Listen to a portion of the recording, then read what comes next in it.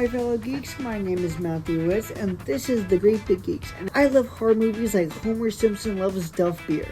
Now let's stop wasting time and get right into it. These are must-watch horror movies. Hi everyone, we have Trick or Treat. It is a Halloween anthology film, similar to films like Creepshow or Body Bags, except each story ends up correlating with one another, and to this day it remains a cult classic, and rightfully so. Each story in the movie involves some type of horror aspect, whether it be werewolves, vampires, zombies, or homicidal maniacs, or my personal favorite, Sam, the Killer Pumpkin.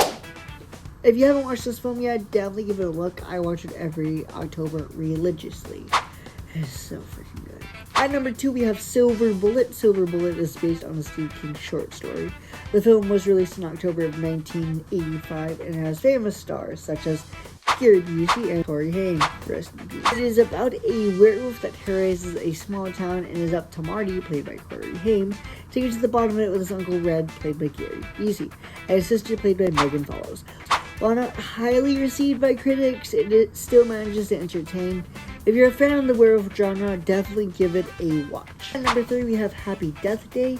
Happy Death Day takes the Groundhog Day approach when it comes to horror films, made on October 13th of 2017. Made by Blumhouse Studio, this is a tamer film due to the PG-13 rating, obviously. Tree Gelbin becomes a year older. She ends up feeling like she is being followed by a mass killer.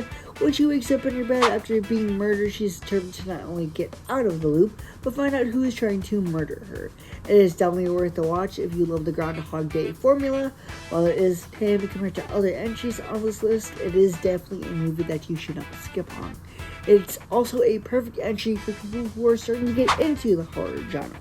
Have you seen any of these films? If you haven't, will you be watching any of them in the future? I'm Matthew Witz, and thank y'all for joining me. And as always, stay geeky. You rolling? Let's get to it.